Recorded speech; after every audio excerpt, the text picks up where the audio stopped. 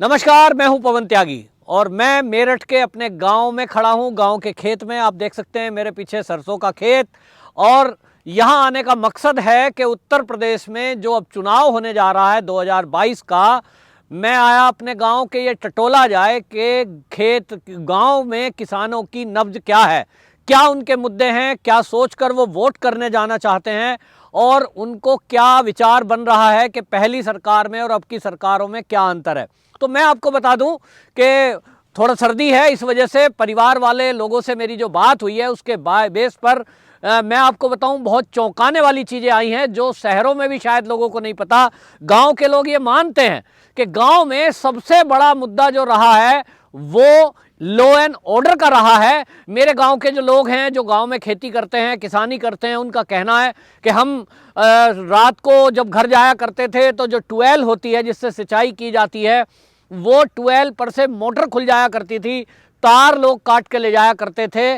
और घर से अगर खेत पे हैं तो घर के अंदर जो घेर होता है वहाँ भैंस बंधी होती थी, भैंस खोल कर लोग ले जाते थे, गाय ले जाते थे। और गायों का कटना, जैसा कि हमने देखा था समाजवादी शासन में कई ऐसी गोकसी की घटना थी, लेकिन योगी आदित्यनाथ जी आए, उसके बाद से कानून बना और जो गोकशी पर सख्त कानून बना उसका नतीजा ये हुआ कि गौ संवर्धन होना शुरू हुआ, जो गोधन है उसकी रक्षा हो पाई। और इसलिए गांव के लोगों का ये कहना है कि अब योगी सरकार के शासन में गुंडागर्दी उस तरह की नहीं है। अब गांव से शहर दूर होता है, अपनी फसल बेच करके आ रहे हैं और उस फसल बेच करके आने के समय में कई लोगों को ऐसा हुआ है कि रास्ते में पैसे छीन लिए गए, मोटरसाइकिल आजकल घरों में होती है, मोटरसाइकिल छीन ली गई। और इस तरह के आए दिन घटना होती थी। मेरठ, मुजफ्फरनगर ये दंगों के लिए जाना जाता था। मेरठ में आप समझें अगर निकलना होता है दिन में भी ये दहशत होती थी कि जहां जिस गली से हम निकल रहे हैं कहीं किसी के बाइक टकरा जाए, गाड़ी टकरा जाए, छोटी सी बात पर माहौल खराब कर दिया जाता था। हिंदू मुस्लिम दंगे होते थे, आए दिन मेरठ के अंदर कर्फ्यू लगता था। और इसलिए लोगों ने वो माहौल और वो मंजर देखा है कर्फ्यू का। आज की डेट में जब से योगी शासन आए हैं, लॉ एंड ऑर्डर की जो स्थिति सुधरी है उसका बेहतरीन नमूना यह है कि आप 112 नंबर डायल करिए, विद इन 5 मिनट्स यानी 5 मिनट में, गांव हो शहर हो, मैंने देखा है कि वहां पुलिस की गाड़ी पहुंचती है आपकी मदद के लिए। और यह बताता है कि लॉ एंड ऑर्डर को कितना प्राथमिकता योगी सरकार ने दी है। तो मेरठ में खास तौर पर ये जो मुद्दा है लॉ एंड ऑर्डर सबसे बड़ा मुद्दा है। जो सोतीगंज जहां गाड़ियां चोरी की कटा करती थी, वो मेरठ का एक ऐसा बाजार था खुलेआम, वहां चोरी की गाड़ियों के अंजर पंजर अलग कर दिए जाते थे और वहां सरेआम सड़क पर बोलियां लगती थी, सड़क पर बिकते थे। कोई सरकार उसको बंद करने की हिम्मत नहीं रखती थी क्योंकि उसके पीछे समाजवादी पार्टी से जुड़े हुए लोगों का हाथ होता था, कहीं ना कहीं उस व्यापार में जुटे हुए थे। तो मेरठ में आज सोतीगंज का वो खुलासा हो चुका है, वो सफाया हो चुका है। और अब लॉ एंड ऑर्डर की स्थिति यह है कि कोई चोरी की गाड़ी अब इस समय मेरठ में कटने के लिए नहीं आ रही है। यह मेरठ के लोगों के अंदर बहुत भारी इससे विश्वास जमा है कि योगी सरकार आई तो लॉ एंड ऑर्डर की स्थिति सुधरी है। दूसरी तरफ आपको बता दूं, गांव के अंदर जो मुख्य मुद्दा है वो एक बिजली भी है। पहले टाइम में हमने देखा है कि जब योगी सरकार नहीं थी 5-6 घंटे बिजली आई तो आई, और अगर ट्रांसफार्मर जल गया तो एक तमाशा होता था कि पहले चंदा इकट्ठा करो, मोहल्ले के लोग चंदा इकट्ठा करेंगे, फिर अपनी ट्रैक्टर ट्रॉली स्टार्ट करेंगे, खुद ही ट्रांसफार्मर लोड अनलोड करेंगे। वो ट्रांसफार्मर जब बदला जाएगा 3 से 1 हफ्ता तक भी लग जाता था। माने 3 दिन लगेंगे, नहीं तो 1 हफ्ता तो लगेगा। आज गांव के लोगों का कहना यह है कि हम केवल एक फोन कॉल एसडीओ को करते हैं, लाइनमैन को करते हैं, वो पुलिस अपने आप बिजली डिपार्टमेंट यहाँ ट्रांसफार्मर बदल के जाता है, लाइट खराब है तो ठीक करके जाता है। और ये एक बड़ा मुद्दा है। दूसरा आपको मैं एक और मुद्दा बता दूं, जो गांव के अंदर इस समय कोविड के टाइम से हम देख रहे हैं, योगी जी के द्वारा, योगी शासन के द्वारा महीने में 2 बार जो राशन दिया जा रहा है, एक बहुत बड़ा मुद्दा है।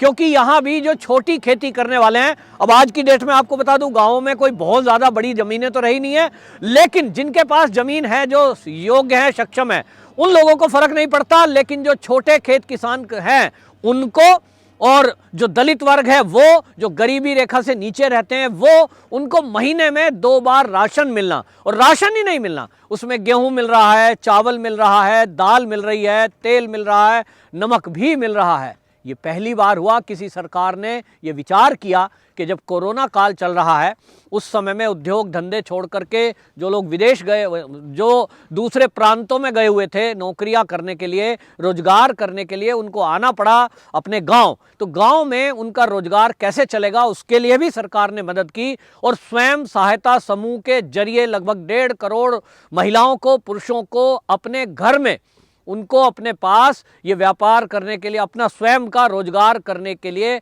सरकार ने माहौल दिया। इसके कारण से गांव के लोगों में काफ़ी उत्साह है, और उनका कहना यह है कि पहले की सरकारों में तो राशन हमारे नाम का बेचकर खा लिया जाता था, आम लोगों तक मिलता ही नहीं था। आज की डेट में अगर 5 किलो गेहूं है तो 5 ही किलो गेहूं मिलेगा, बायोमेट्रिक वो पहचान की जाएगी। राशन में गड़बड़ी राशन डीलर पहले कर दिया करते थे, लिखा कुछ दिया कुछ, अब ये नहीं चलता। और इसलिए आपको बता दूं, मेरठ क्षेत्र हो, गाजियाबाद हो, मुजफ्फरनगर हो, सहारनपुर हो, शामली हो, इन सब एरिया में किसानों के बीच इस समय जो मुद्दा था वो बिजली का मुद्दा रहा है, लॉ एंड ऑर्डर का मुद्दा रहा है, और एक गन्ना किसानों के बीच में गन्ना की पेमेंट को लेकर भी एक मुद्दा रहा है।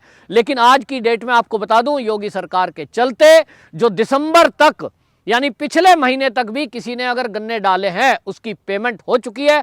अभी 3 दिन पहले 500 करोड़ रुपया जो बकाया था शामली क्षेत्र का चीनी मिलों का, वो उसके जरिए किसानों को पेमेंट कर दी गई, और कुल 1.5 लाख करोड़ रुपए की पेमेंट इस 5 साल में हुई है। जबकि पिछले साल यानी 10 साल में, जो पिछली अखिलेश की सरकार रही 10 साल, उसमें मात्र 55,000 करोड़ रुपए की पेमेंट वो की गई थी गन्ना किसानों की। यानी अखिलेश का 10 साल का शासन 55,000 करोड़, और योगी जी का 5 साल का शासन 1.5 लाख करोड़, 3 गुना पेमेंट दी गई। और इसी तरह एमएसपी पर जो खरीद हुई है, धान की हुई है या गेहूं की, वो डबल हुई पहले से।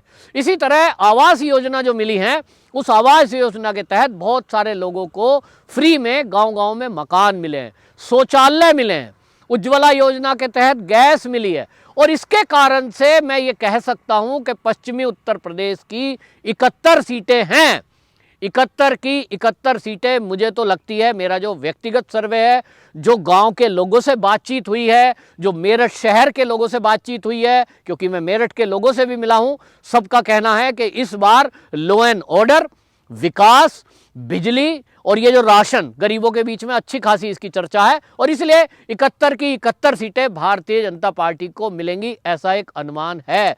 तो ये बहुत बड़ा परिवर्तन पहली बार होने जा रहा है। और देखिए, जब योगी सरकार सत्ता में है तो ऐसे में कई बार ऐसा होता है, लोगों की गुस्सा नाराजगी रहती है, कुछ कमियां रहती हैं, वो बात अलग है। और इसीलिए आपको बता दूं, सरकार का ये कहना है कि जो चीजें अभी हमें करना बाकी है, उसमें लॉ एंड ऑर्डर की स्थिति में निचले स्तर तक इंप्लीमेंट करना बाकी है। जैसे सिपाही लेवल है, लोगों की शिकायत रहती है कि व्यवहार ठीक नहीं होता, थाने में कभी कभी सुनवाई नहीं होती। फिर भी आज के आंकड़े ये हैं कि उत्तर प्रदेश में रेप के मामलों में 55% तक की कमी आई है। अब ये 0 होना है, वो कब होगा? जब अगली बार भी योगी सरकार को हम चुनकर लाएंगे, ऐसा लोगों का कहना है। मेरा मतलब है कि एक उत्तर प्रदेश के लोगों में उम्मीद जगी है। आपको बताऊं, जो मेरे गांव के कुछ युवक हैं, उनसे मैं मिला हूं, तो उसमें से मेरे ही गांव के अंदर में 5 बच्चों की उत्तर प्रदेश की सरकारी नौकरी लगी है। और सरकार की अगर पूरे यूपी की बात करें, लगभग 6.5 लाख नौकरियां, जी हाँ 6.5 लाख नौकरियां इस 5 साल के कार्यकाल में उत्तर प्रदेश सरकार ने दी हैं। और इसके अलावा आपको बता दूं, उसमें सबसे बड़ी बात यह है कि इस 6.5 लाख में एक भी बच्चा ऐसा नहीं है किसी नेता की सिफारिश से लगा हो या रिश्वत दे करके लगा हो। ये अपने आप में एक बड़ी बात है, क्योंकि पहलों की सरकारों में तो चचा जान के यहाँ लिस्ट बना करती थी, वहां से सूची जाया करती थी, बच्चे टेस्ट में पास कौन हुए क्या हुए कोई मतलब नहीं है, लिस्ट पहुंच गई, पुलिस की भर्ती हो गई। और इसलिए ये पहले की सरकारों में था। और अब की सरकारों में मैंने देखा, जैसा मैंने कहा, मेरे ही गांव से 5 बच्चे हुए हैं, 2 क्लरिकल में गए हैं, 3 उसमें पुलिस में भर्ती हुए हैं। और जिन बच्चों ने तैयारी करी थी वो खुद बता रहे हैं कि ऑनलाइन परीक्षा का ऑनलाइन रिजल्ट सबके सामने है। और हमें संतुष्टि है कि पहली बार कोई ऐसी सरकार आई है जहां ईमानदारी से नौकरियां दी जा रही हैं। और इसलिए गांव के जो बाकी युवक हैं, जो पुलिस की भर्ती के लिए तैयारी कर रहे हैं या जो टीचर लाइन में जाना चाहते हैं, वो कहते हैं कि हमें एक उम्मीद है कि अगर अगली बार भी योगी जी आएंगे तो कम से कम एक बंदा ऐसा तो आया राजनीति में जो ईमानदारी से पुलिस की और बाकी नौकरियों को फिलअप कर रहा है। यानी सरकारी नौकरी में बिना रिश्वत दिए नौकरी लग जाए, ये कोई उम्मीद कर ही नहीं सकता था आज के टाइम में, लेकिन ये योगी जी ने करके दिखाया है। तो इन मुद्दों पर जो उत्तर प्रदेश का युवा है, पश्चिमी उत्तर प्रदेश का युवा है, वो इस बार वोट करने जा रहा है और यह अपने आप में बड़ी बात होगी। 19% ऐसे युवाओं की वोट है, उस बहुत बड़ा एक गेम चेंजर साबित होने जा रहा है। तो निश्चित रूप से मैं कह सकता हूं कि अगली बार 350 के पार योगी जी को सीटें मिलने का अनुमान जताया जा रहा है, जिसको लेकर अखिलेश यादव ने चुनाव आयोग से एक कंप्लेंट डाली है। उन्होंने आग्रह किया है कि ये जो सब लोग चैनल वाले ये अपना सर्वे बता रहे हैं, इससे बड़ा असर पड़ रहा है। भाई जो सच है वो बताएंगे, और जो चैनल वाले नहीं हैं, आम आदमी हैं, वो भी बताते हैं अपना अनुमान। तो खैर उनकी घबराहट सामने आ रही है, उनको लग रहा है शायद सरकार इस बार बन नहीं रही है, किसी तरह से रोकने की कोशिश की जाए, नहीं तो इसका फर्क पड़ेगा चुनाव पर। अब चुनाव आयोग को फैसला लेना है, लेकिन जनता फैसला कर चुकी है। वंदे मातरम।